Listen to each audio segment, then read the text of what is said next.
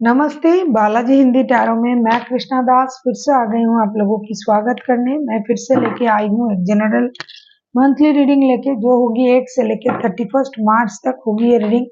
General होने की वजह से हो सकता है हर बात आपके साथ रेजोनेट ना करे, जितना भी रेजोनेट करता है उसको रखे, बाकी को छोड़ दे। हो सकता है बाकी रीडिंग किसी और के लिए हो।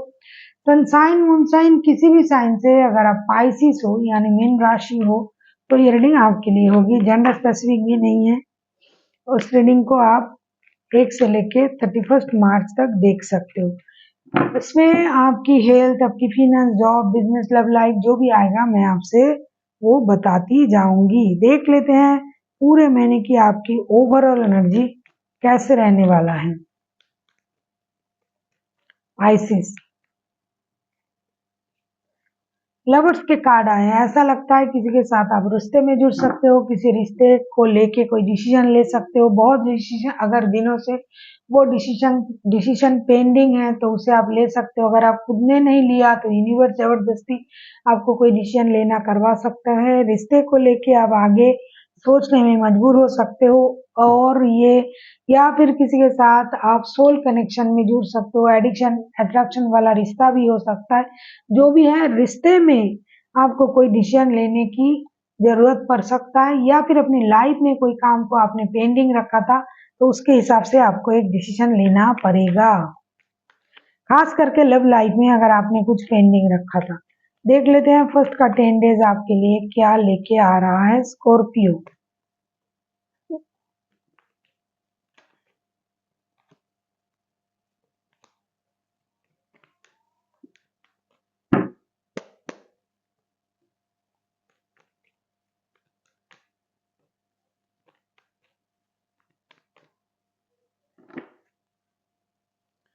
फर्स्ट के जो 10 डेज है वो आपके लिए ला रहा है queen of wands, star, the hermit का कार्ड। ऐसा लगता है कुछ चीजें आपके लाइफ में स्टक हो गया था, बैक टू बैक दो मेजर अरकाना।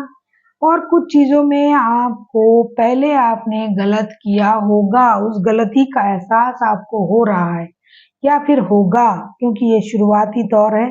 तो आपको उस गलती का एहसास होगा, उस गलती से आप सीखने की कोशिश करोगे, खुद को हील करोगे, अपनी एनर्जीज को बैलेंस करोगे। जो चीज आपके लाइफ में रुक गया था, स्टक हो गया था, उस स्टकनेस से आप खुद को बाहर निकालो। आप अपने बारे में सोचने में बिजी रहोगे। Self love, self confidence, self healing, self dependent, इन चीजों में आपका सोच रहेगा। सिर्फ मेरे बारे में सोचना, सिर्फ अपने बारे में सोचना, बाकी दुनिया जाए भाड़ में और मुझे अपने हिसाब से चलना है। My way is the highway type की एनर्जी आपकी रहेगी शुरुआत में। हो सकता है इसकी वजह से आप कुछ गलत कर दो, और गलती को करने के बाद आपको उसको सुधारने की इच्छा भी हो सकता है। गलती से आपको सीखने की इच्छा हो सकता है। गलती से आपको गलती सुधारने की एहसास भी आपको हो सकता है, और आप उस गलती से कुछ सीखोगे, खुद को हील करोगे और एक मेजर चेंजेस आपके जिंदगी में दिखाई देगा। देख लेते हैं मेडल के 10 डेज। मेंटली और फिजिकली जैसा मुझे दिखाई दे रहा है आप स्ट्रांग रहोगे। थोड़ा सा इमोशनल इम्बैलेंसमेंट आपको अगर फील होता है तो इसके लिए आप खुद को हील भी करोगे, अपनी चक्रास को बैलेंस भी करोगे। फिनेंशियल स्टेटस ऐसा लगता है कि बहुत अच्छा रहेगा, क्योंकि आप अपनी डिग्निटी के साथ रहोगे। आप अच्छे पोस्ट को होल्ड करते हो, आपके पास पोजीशन है, पैसा है, तो वो सही रहेगा। मेंटली आप थोड़ा सा खुद को कमजोर महसूस कर सकते हो, लेकिन उस स्थिति से आप खुद को खुद ही बाहर निकाल दोगे। देख लेते हैं मिडिल के 10 डेज आपके लिए क्या लेके आ रहा है।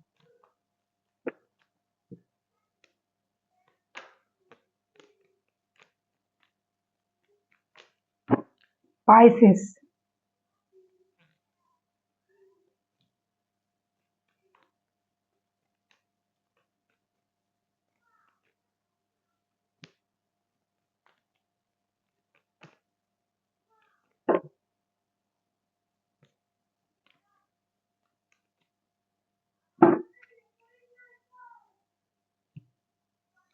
6 of cups, king of cups and 10 of wands के साथ ऐसा लगता है कि मिडिल के जो 10 डेज हैं ये आपको इमोशनली बहुत ज्यादा परेशान कर सकता है।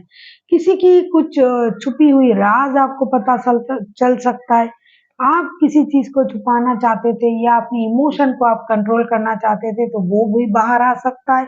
ऐसा लगता है कि दिल की बहुत सारी बोझ आपके सर पे चला जाएगा।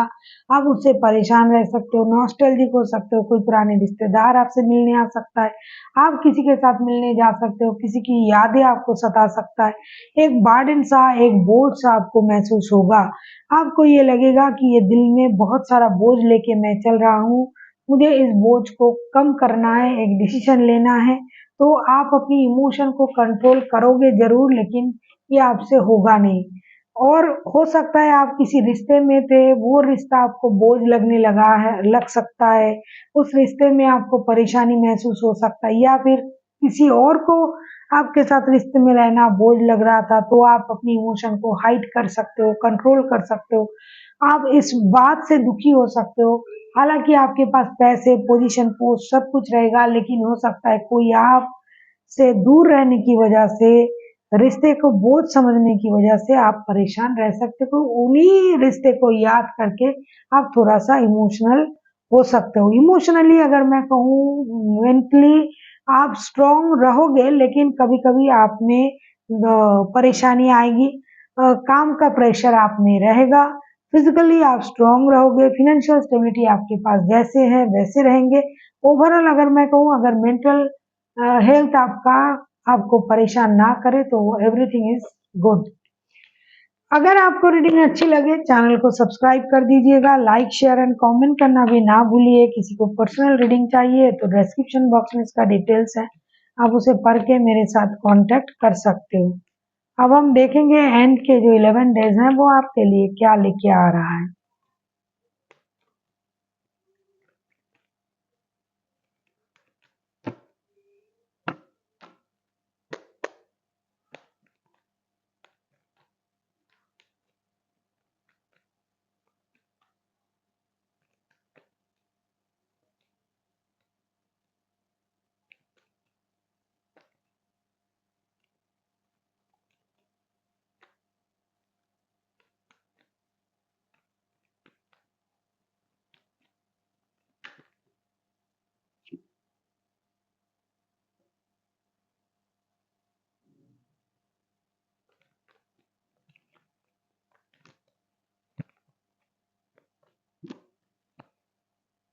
एंड के जो 11 डेज हैं वो आपके लिए ला रहा है 8 of pentacles, 5 of swords and 8 of night of swords के कार्ड। ऐसा लगता है एंड के जो 11 डेज हैं उसमें आपकी मेहनत बहुत ज्यादा रहेगी, मेहनत जारी रखना पड़ेगा, चाहे वो रिश्ते के लिए हो, चाहे फाइनेंशियल स्टेबिलिटी के लिए हो। पैसे आप कमाओगे भी बहुत, सेविंग्स भी बहुत करोगे, और आप हर चीज पे अपना कंट्रोल रखने की कोशिश करोगे। आप कोई नया घर खरीद सकते हो, कोई एसेट ले सकते हो। किसी को आप ह्यूमिलिएट मत कीजिए, या फिर कोई आपको ह्यूमिलिएट कर सकता है, किसी बात से आपको परेशानी हो सकता है, कोई आपको अपमानित कर सकता है, या फिर आप किसी को अपमानित कर सकते हो। हमेशा आप रेस्टलेस एनर्जी में रहोगे, जल्दी जल्दी हर काम को निपटाना, कभी ये करना कभी वो करना। आपको जो मुझे ऐसा लगता है स्पाइन से रिलेटेड कोई प्रॉब्लम आपको हो सकता है मंथ के एंड में।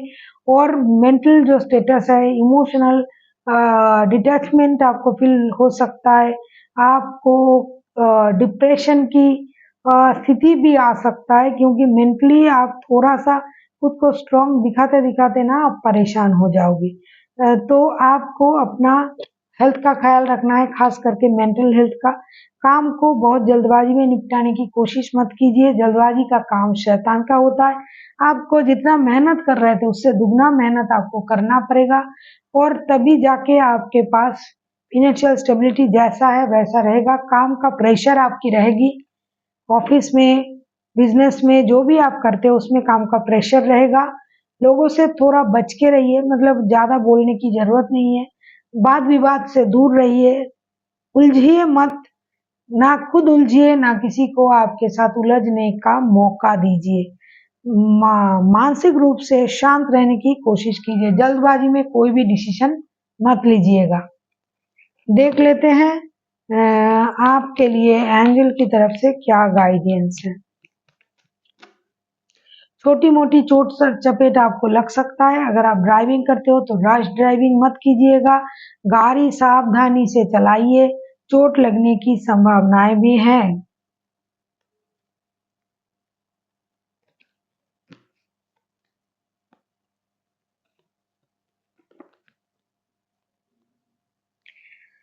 एंजल की तरफ से आपके लिए guidance, romance, communicate clearly, don't stop. Angel आपसे ये कहना चाहते हैं कि अगर आप किसी से प्यार करते हो, खास करके प्यार के मामले आपके थोड़े सी ढीली रहेंगे इस महीने, ऐसा दिखाई दे रहा है जिनके भी एनर्जी आ रहा है। तो एंजल भी आपसे ये कहना चाहते हैं कि कम्युनिकेट क्लियरली।